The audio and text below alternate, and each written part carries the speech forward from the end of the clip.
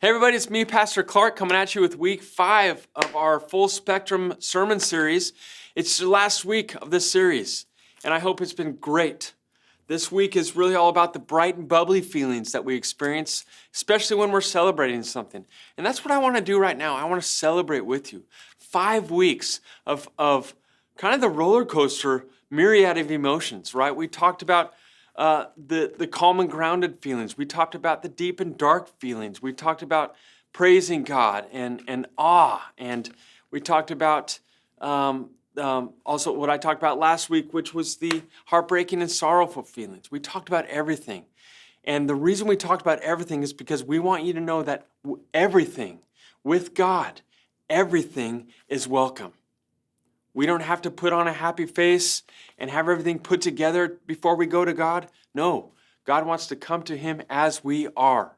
So if we're hurting and sad, take that to God. If we're happy and celebrating, take that to God.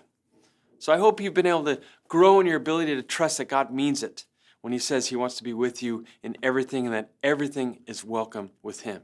He really means it when He says, come to me as you are. I love that. And so this week, we just want to provide you, if you're in a small group, this is a fun supplement to your group and your group study. If you're not in a small group, we just want to give you a little glimpse of what small group life is like in the hopes that you will, at some point, feel compelled to get into a small group. And this week, we're focusing on this idea of celebration, the bright and bubbly feelings when we're celebrating. And for me, I have a great story when it comes to this. And it is about how I found out about feeling called to come to the crossing. It was an amazing day when I first got a phone call from who would eventually be my boss, our executive pastor here, Michelle. I got a phone call at 3 o'clock on an afternoon. Now, back up a little bit. That afternoon was after this, kind of the end of this amazing day.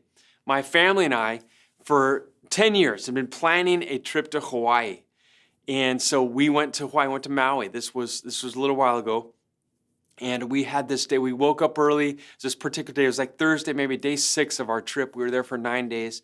It was day 6 of the trip. And we'd had a great trip so far. And just sort of like total bucket list trip for our family. And so that morning we got up early, had a great breakfast, and then walked to this beach. And it was called Black Rock Beach. And it's pretty private, but it had this huge jumping rock. It was known for its great snorkeling, and there's turtles, like sea turtles that we'd be swimming with. So we got up early and had a great breakfast and then went over to Black Rock Beach. We had our snorkeling gear, had everything all ready to go. We get there, the weather's perfect, the beach is uncrowded, and we immediately started snorkeling. We're going in, we're seeing all sorts of beautiful colors, seeing big fish swimming by. A bunch of turtles came and we got to swim kind of in and around the turtles.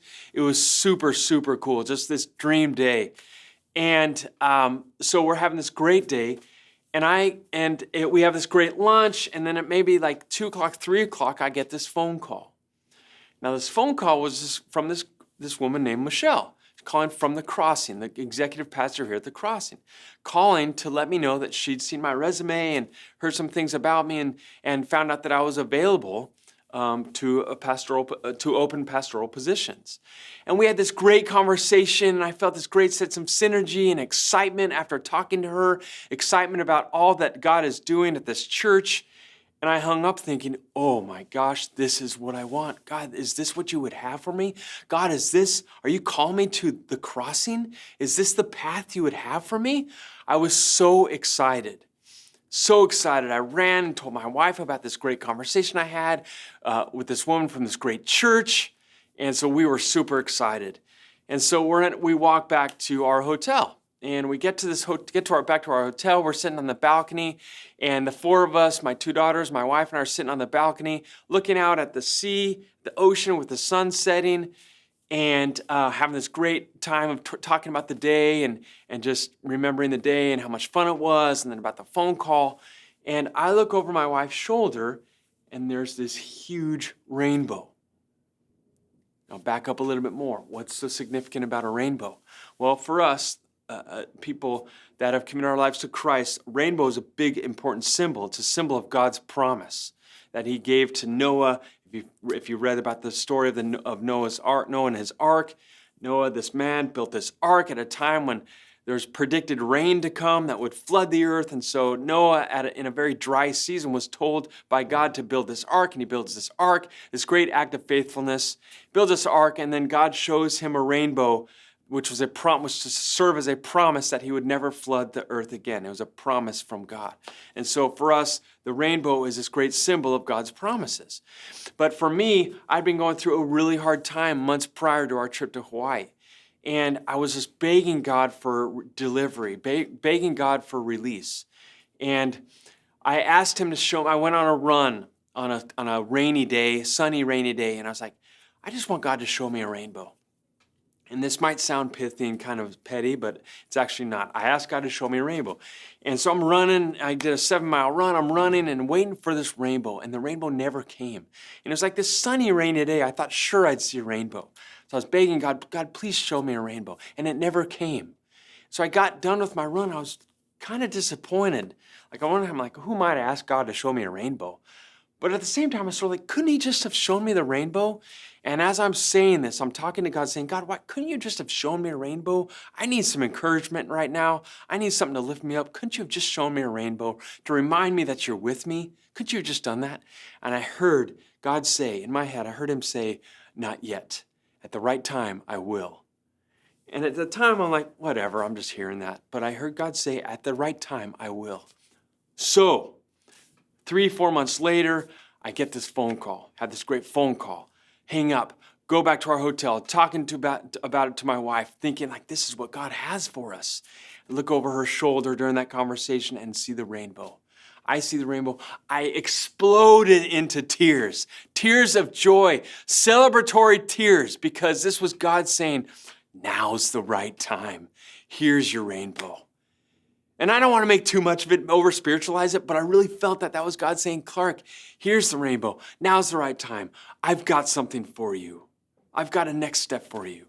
And it was so awesome. So the celebratory tears were abounding, and same with my wife and my family. We were just hugging and dancing, just so excited at what we thought God had for us. And it turns out this is what he had to bring me to the cross and to be the Grow pastor. I couldn't be happier about that. I am so excited to be here. I'm still in this great season of celebration. So when we're talking about celebrating, you got the Psalm 148 that is just all about dancing and laughing and attributing goodness and thankfulness to God, praising God for how good he is. And so this has been such a season of gratitude and celebration for me and my family, and to be here at the crossing with you guys, such a joy, such a privilege. But the best part about it is that I get to thank God for it, right? It's not because I did anything or didn't do anything. It's because God and his grace just decided to lay out the path that would lead me here. I couldn't be more thankful. But I love celebrating, love having tears of joy, love laughing, love celebrating with God, with friends and family. And I believe that's what God wants us to do at the right time, to celebrate with him, to give him the glory, to direct our thankfulness to him, and to celebrate with him, to invite him in with our celebration. All throughout this study of Psalms, we're reminded of the invitation that God gives us to invite him into our experience, whether it's suffering, sorrow, and heartbreak, or experiencing calm and groundedness, or celebrating. He wants us to invite him into that experience. So make sure when you're celebrating, you say, God, thank you. And you invite him into that celebration. For more great content, you can look at our YouTube channel or our social media pages. But I hope this has been a great study for you. I hope we can celebrate together, and I hope that you have a great day. Thank you for listening.